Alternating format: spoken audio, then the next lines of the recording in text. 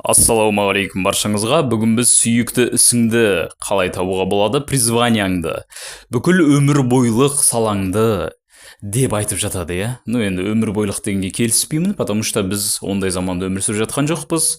Дегенмен менің қай салаға деген таланттарым бар, қандай саламен айналсам бақытты боламын деген сұрақ қойып жатады. Өте жақсы сұрақ, себебі адам сүйікті ісімен айналыспайтын болса, ол рано или поздно по-любому өзін іздейтін болады. Даже если базовый потребностьті жауап тастайтын болса да, жақсы ақша табатын болса да, ол сала оған бақыт келмесе, ол адам негізі сондай. Адам ешқашан тоқтамайды, адам ешқашан тоймайды. Адам барған сайын жақсы нәрсеге ұмтылады. Сондықтан изначально жақсы бизнес бастайын деп жатырсыз ба? Бизнес ниша, немесе фриланс профессия, үйде отырып ақша табатын, немесе қосымша табыс па, әлде жалақыға барып жұмыс жасау ма? Без разницы, қандай саламен айналыссаңыз да сүйікті ісіңізді тауып алу маңызды. Енді сұрақ, оны қалай табамыз? Негізінде көпшілік адамдар сүйікті ісін итакта біледі. Көпшілік өзінің таланттарын примерно біледі, өзіне не ұнайтындығын, бірақ ол салаға бармайды. Неге? Потому что оның ғылыми түрде анықтамасын көрмейінше, маманның алдына келіп, арнайы разбордан өтпейінше адамдар сүйіктісін таппайды. Яғни маманға бармас үшін адам сүйікті ісін қалай таба алады? Мен өзім 2-3 жылдан бері психотипы, энеограмма, талант, Гэллап, тест Говарда Гарднера деген сияқты әртүрлі тесттерді зерттедім. Өйткені маған психология адамдардың таланттары ұнайды. Сізде мен сияқты олай зерттей алмауыңыз мүмкін. Дұрыс қой. Әр адам белгілі бір салаға ұзақ уақыт жұмсап не керек? Дәрігерге бару үшін біз мысалға просто так консультациясына ақша төлейміз. Прям медицинаны зерттеп кетпейсің ғой. Дәл сол секілді призванияны сіз самостоятельно таба алмасаңыз, ең жеңілі маманға жүгіну. Бірақ мен сіздерге мамансыз да анықтап көруге тырысып көріңіздер. Ол үшін бүгін тестті айтатын болам. Сол тесттен өткеннен кейін сіздердің қабілеттеріңіз анықталады. Ол тест менің клиенттерім тапсырған. Қанша жылдан бері мен өзімнің сүйікті ісімді солай тапқанмын. Алланың қалауымен 5 жылдан бері қанша салада қиындық көріп, әртүрлі салаларды бастап, банкрот болып деген секілді өз сүйікті ісімді солай анықтадым. Соның бір ғана тестін сіздерге айтамын, сол жөнінде таныстыратын боламын. Ол тест Говарда Гарднера. Гарвард университетінде шыққан 8 типов интеллекта. Именно сізде қай тип интеллект жақсы дамыған, соны анықтайды. Яғни біз бұған дейін ойлап келдік, интеллект деген IQ, тек қана жаңағыдай ақыл деп қана ойладық. На самом деле Говарда Гарднера тест бойынша айтады, интеллект негізінде тек қана ақыл ғана емес, ол 8 түрлі типқа бөлінеді. Соны мен сіздерге түсіндіріп айтатын болам. Это біріншісі. Осы тестке мен сіздерге сілтемені описанияда қалдырамын. idealabs.com сайтынан тапсыруға кеңес беремін. Именно сол сайт маған ұнайды. Бұрыннан қолданып келе жатырмын. Тест Говарда Гарднера idealabs.com деп кез келген Googleға или там Яндекске жазсаңыздар шығады. Бесплатный тест, абсолютно 10-15 минут уақыт алады.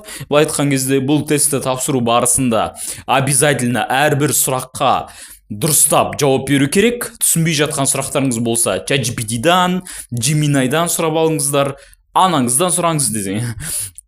Там Google-дан қарап алыңыз, өйткені каждый сұраққа жауап беру, дұрыстап жауап беру маңызды. Более-менее нейтральный состояние кезінде тапсыру керек. Когда бір қатты настроение, қатты настроение жоқ кезде тапсырып не керек емес, шаршап тұрған кезде для галочки тапсырмаңыздар. Каждый сұраққа дұрыстап жауап беру өте маңызды.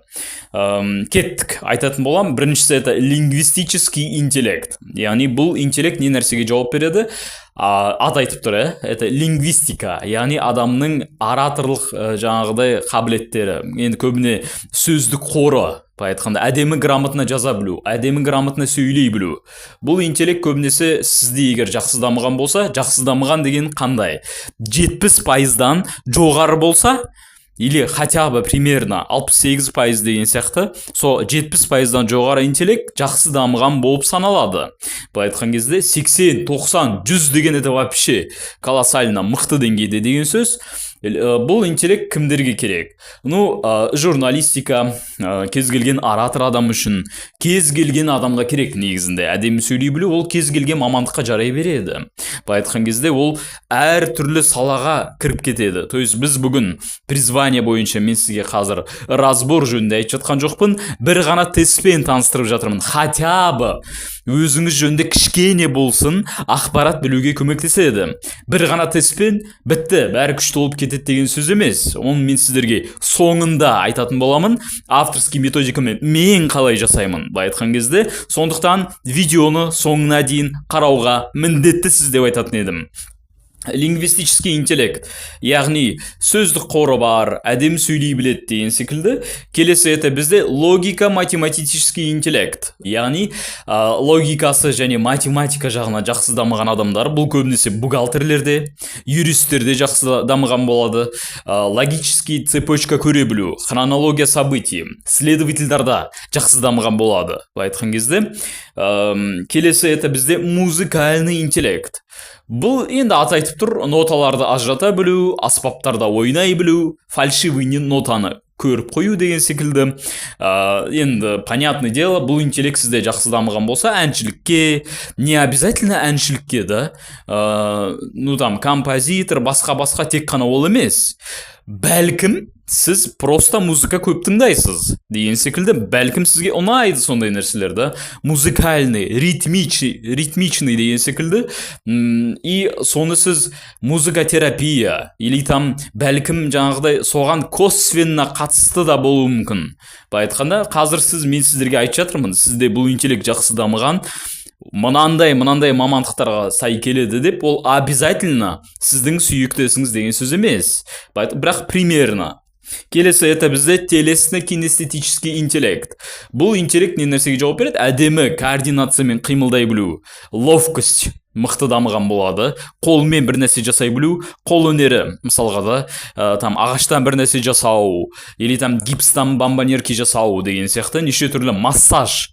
Бұл адамдар негізі массаж жасайтын болса, мен негізі қолым дірілдейді, мән бермей қойыңыздар, это генетикадан беріліп келе жатқан нәрсе, былай айтқан кезде қобалжудан емес деген ба. И телесно-кинестетический интеллект жақсы дамыған адамдар, это көбінесе бізде Конор Макгрегор, Хабиб Нурмагомедов деген секілді, ISTP, ESTP психотипіне жатады. Ол уже бізде 16 personalities тестінен MBTI. Бұл тест жөнінде, кстати, сізге білу қызықты болса, ол видеоға мына жерде или мына жерде шығады. Былай айтқан кезде басып қарасаңыздар болады. Ол уже екінші тест. Былай айтқан кезде, яғни бұл интеллект жақсы дамыған адамдар ебедейсіз емес. Бұл интеллект менде төмен дәрежеде 23% ғана дамыған, мен ебедейсіз адам болып табыламын. Бір нәрсені сындырам, құлатам жүрген жерімде деген сияқты, қолмен бір нәрсе істесем шақып қоюым мүмкін. Яғни епсіз, ебедейсіз деп айтуға болады. Неге? Потому что кішкентайымнан көп денемен қимылдамағандықтан, тек мимен ғана қимылдағандықтан деген сияқты ғой. Келесі это бізде визуально-пространственный интеллект. Бұл интеллект дизайнерлерде, архитекторларда жақсы дамыған болады. Не обязательно только ол да, визуально стилист болуы мүмкін. Яғни бір нәрсенің эстетически әдемілігін ажырата біледі. Бұлар көбінесе әр түрлі түстерді ажырата біледі. Біз үшін қызыл, жасыл, сары ғана болса, олар үшін оттенктар бар. Былай айтқан кезде көздеріні басқаша көреді. Яғни түстерді жақсы ажыратады. Бәлкім ол адам бұл интеллект сізде жақсы дамыған болса, картина іліп жатқанда сізден сұрайды. Мынау айтып жіберші, қалай өзі? Сен көз мөлшерің жақсы ғой деген сияқты да. Бұл интеллект, яғни бір нәрсені жасамай жатып алдын ала елестете білу қабілеті. Бәлкім сізде бұл нәрселер болмауы да мүмкін, жоғарыдағы просто так сіз пространствода жақсы ориентация жасай білуіңіз мүмкін. Бұл айтқан кезде это Google картамен или картасыз деген сияқты жүрген жеріңізді есте сақтау, қай жерде жүресіз, жаңа жерлерге барған кезде бір өзіңізді саспайсыз, мысалы адасып кетпейсіз деген сияқты, соған да байланысты сіздікі жоғары болуы мүмкін. былай айтқан кезде ситуацияға байланысты. Дальше келесі это бізде межличностный интеллект. Яғни бұл интеллект, мен айтамын, барлық адамға керек. Қандай саламен айналыссаңыз да, потому что бұл адамдардың эмоцияларын, қажеттіліктерін сезе білу және соған қарай жүре білу қабілеті. Яғни ит мінезді адам емес деген сөз. Өзгелердің примерно не қалайтындығын түсінеді, и соған қарай иіле біледі, жүре біледі. Бұл интеллект көбінесе бізде Қазақстанда шымкенттікілерде жақсы дамыған болып табылады. Өзбек халқында жақсы дамыған болып табылады. Әрине бөлмейміз, ұлтқа, қалаға, нәсілге бөлмейміз, бірақ в целом түсінікті болу үшін айтып жатырмын.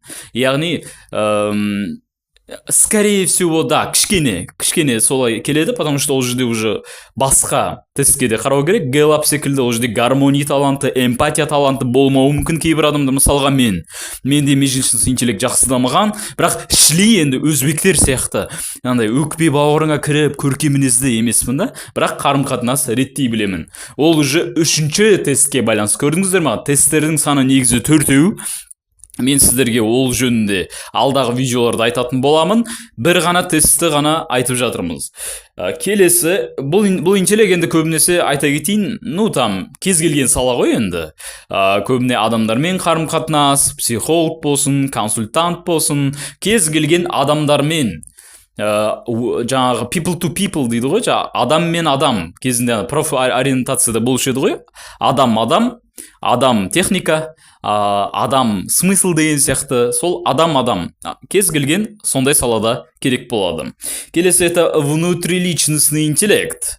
Бұл интеллект жақсы дамыған адамдар Марғұлан Сейсенбай ағамыз секілді. Яғни жалғыздықта қалып ойлана білу қабілеті. Негізінде былай, өзінің эмоцияларын, ішкі қалауын болашақ мақсаттарымен байланыстыра білу қабілеті. Саморефлексия мықты жасайды бұндай адамдар. Яғни жалғыздықта қалып, оказывается мен так, мынандай данныйлар миында уже жүріп атады, анализ жасап атады. Мен дұрыс кетіп бара жатыр екен ғой, жоқ, маған негізі мынау керек екен ғой деген сияқты. Бұл негізі межличностный интеллект пен жаңағы внутриличностный интеллект екеуі де сізде жақсы дамыған болса, 70%-дан жоғары, құттықтаймын, сізде эмоциональный интеллект жақсы дамыған деген сөз EQ. Қазіргі Forbes-тың зерттеуі бойынша IQ емес, байлыққа жеткізетін EQ, эмоциональный интеллект. Өзінің және өзгелердің эмоцияларын сезе білу қабілеті. Тәуекелшілдік деген секілді эмоцияларын басқара білу, сезе білу. Бұл интеллект не нәрсеге жауап береді? Грубо говоря, мысалға, менде бұл дамымаған болса, мен айтам, менде екі хал бар. Настроениң жақсы, настроениң жаман болды деген сияқты да. Бұндай адамдар оттеноктерді ажырата біледі. Огорчение или тағы да бірдеңе, неше түрлі атаулар бар, мен атауларын білмеймін. Былай айтқан кезде, өйткені эмоциональный интеллект ондай дәреже жоғары болмағандықтан. Келесі это бізде натуралистический интеллект. Бұл интеллект, бұл интеллект барлықтарыңызда болса екен, барлық адамзатта болса екен деп айтамын. Неге? Бұл интеллект төмен болса, яғни бұл жан-жануарларды қадірлей білу, жақсы көре білу қабілеті, табиғатты аялай білу қабілеті, экологтарға жақсы келеді. Көбінесе travel путешественниктарға деген сияқты табиғат. Бұл интеллект менің анамда жақсы дамыған. Яғни жан-жануарды жақсы көргені соншалық мысыққа сүтті жылытып береді. Былай айтқан кезде, сізде бұл интеллект жақсы дамыған болса, құттықтаймын. Сіз өте мықты адамсыз. Потому что сіз жүрген жеріңізде мусор тастамайсыз. Бұл интеллект төмен адамдар мусор тастай беруі мүмкін, егерде бірақ басқа да жақтарына қарау керек. Тәрбиесіне, иманына, бұл жерде тек тест қана емес қой. Адам деген многогранный, сложный болып табылады. Сложный жаратылыс. Бір ғана тестпен полный картина бере алмайсың. Бірақ в основном натуралистический интеллект төмен дамыған адамдар, олар көбіне андай бау-бақша, гүл өсіру деген нәрсе ұнамайды оларға. Жануарларды да жақтырмауы мүмкін. Айтқан кезде, жақсы дамыған адамдар бау-бақша, гүл өсіру беретін болсаңыз, агробизнеске идеально келеді, travel путешествие, или там табиғатта бір нәрсе түсіру, неше түрлі выживание в лесу, или там бір чечен бауырымыз бар, тамақ жасайтын, или там өзіміздің Қазақстандағы бауырларымыз бар, ет тамақты жасап, табиғатта түсіретін деген сияқты, сондай салалар идеально келеді. Бұл интеллект менде жақсы дамыған, сондықтан мен жүрген жерімде мусорды тастамаймын, до конца үйіме дейін алып барамын. Былай айтқан кезде, сондықтан бұл интеллект барлық адамға керек. Әрбір бала шағаңызды осы нәрсеге үйретіңіз, сол кезде айналамыз таза болады. Келесі это бізде экзистенциальный интеллект. Бұл менің ең сүйікті интеллектім болып табылады. Бұл интеллект менде 100%-ға дамыған. Бұл не нәрсеге жауап береді? Өмірдің мағынасы жөнінде ойлана білу қабілеті. Яғни терең мағына іздейді. Қай жерде жүрсе де. Бұл адамдар көбіне андай болады. Это бізде духовный лидерлар, Махатма Ганди деген секілді, Нельсон Мандела, жалпы духовный лидер, который Ерлан Ақатаев, Нұрсұлтан Рысмағанбетұлы ұстаз, Арман Қуанышбаев ұстаз деген секілді, сол кісілерде жақсы дамыған болады. Яғни бұндай адамдарға просто так әшейін ақша табу қызықты емес. Мысалға мен бұған дейін гипсовый бомбонерка саласымен айналыстым. Қаншама штук заказ болса да, былай айтқан кезде 500 штук заказ, 1000 штук заказ деген сияқты ақша келіп жатыр. Но маған бақыт келмейді, потому что маған просто қызық емес. Ванный наборымды алып үйіне қойып қойды. И чо? Ешқандай қызық емес, маған үлкен мағыналар керек. Яғни біреудің өмірін өзгертуге себепші болу, развитие человеческого капитала деген сияқты. Бұл интеллект жақсы дамыған адамдар әшейін ақша үшін жұмыс жасай алмайды. Грубо говоря, долларовый миллиардерсің, бірақ туалетный бумага шығарасың да. Қызық емес. Бұл интеллект төмен адамдар, оларға принципе бәрібір болуы мүмкін, өмірдің мағынасын ойламауы мүмкін. Более андай мұсылман болса да қатты ақырет жөнінде ойламауы мүмкін. Егер сіз мұсылман болсаңыз, бұл интеллект сізде жақсы дамыған болса, ақырет жөнінде, Алла тағаланың бізге жіберген миссиясы жөнінде көбірек ойланасыз деген сөз. Ал мұсылман емес адам болса, ол басқа жағынан мағына іздеп кетуі мүмкін. Ну там реинкарнация, бірдеңе деп қуып кетуі мүмкін. Ладно, это другая тема. Жалпы осы бізде это 8 да, по-моему, да? 8 интеллект, 1, 2, 3, 4, 5, 6, 7, 8, 9 түрлі интеллектті өттік. Тест Говарда Гарднера бойынша осы тестті тапсырыңыз міндетті түрде. Бұл бір ғана тест болып табылады. Толығымен сүйікті ісімді тапқым келеді дейтін болсаңыз, сізде 2 жол бар. Бірінші жол, самостоятельно әртүрлі тесттерді зерттеп, менің каналыма тіркеліп қойыңыз, мына видеоға лайк басыңыз, туысқандарыңыздың чатына таратып қойыңыз, айтқан кезде дос-жарандарыңызға пайдалы болсын. Бұл видеоны лайк басып, комментарий басқан сайын көбірек адам көреді. Сәйкесінше Қазақстанымыз дамиды. Әр адам сүйіктісімен айналысатын болса, біз Америкадан, Жапониядан, Қытайдан да асып кетеміз. Да, Құдай қаласа бәрі мүмкін. Позитивный болу керек, негативный болмау керек деген сияқты. Сондықтан да сізге полный разбор керек болатын. То есть бірінші вариант, сіз өзіңіз зерттей аласыз, тегін тесттерді қарау арқылы самостоятельно. Да, это ұзағырақ, қиынырақ, но это тегін вариант. Да, ол тоже жақсы вариант. Екінші вариант бар, это сіздер маған келесіздер, призвание бойынша разборда қалай жасаймыз. 4 тесттің қосындысынан шығарып беремін. Бұл айтқан кезде MBTI, Enneagramma, Тест Говарда Гарднера, Gallup деген секілді 4-еуінің қосындысынан мен шығарамын, комбинациясын жасай отырып, өзімнің авторский методикамен сүйіктісі тауып беремін. Кімге бұл разбор қызықты болса, астыға мен өзімнің WhatsApp-ымды қалдырам, маған жекеме өтіп призвание разбор сөзін жазып жіберіңіз. Давайте, дерзайте. Все, келесі видеода кездескенше.